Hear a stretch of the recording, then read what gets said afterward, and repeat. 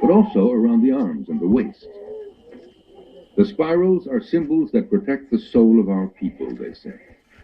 Usually, the first ones are placed on girls when they're 5 or 6.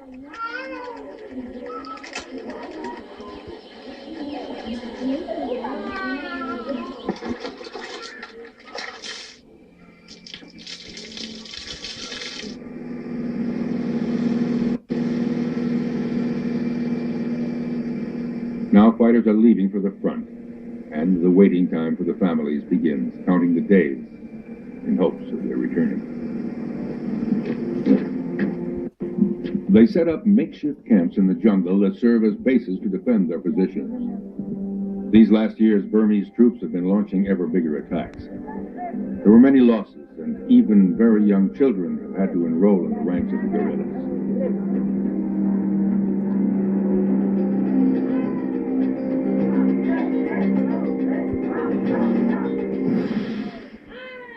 (1987). 2 years later, we are at the Pai River. Thai authorities have established an observation post to stop the ever-increasing number of Karenni civilians attempting to find safety in Thailand. Once again, unseen, we make our way into the forbidden Burma. But this time it's different. Everything we had seen on our earlier visit has been destroyed. Abel Tweed's house is gone, headquarters obliterated. The Kaya village and refugee camp burned to the ground.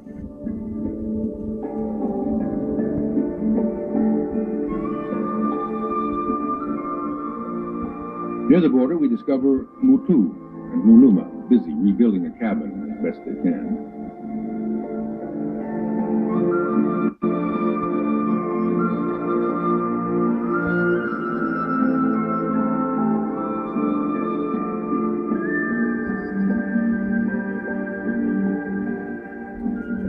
We find Muyat again. She shows us her latest child, her 6th.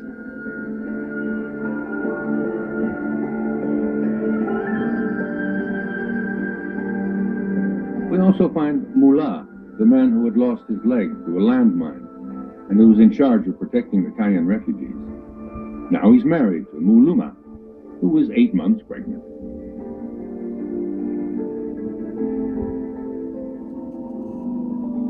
(1989). The Burmese army has launched an intense offensive against Karenni's positions. Thousands of civilians are attempting to flee the Thai border. 5 improvised refugee camps are set up in the border area of Mai Hong Son.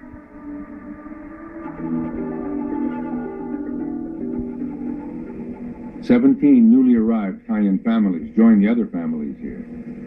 When they get to the Pai River, the fighters gather them and take them to the other side of the border, into Thai territory, where the families have made a new temporary camp.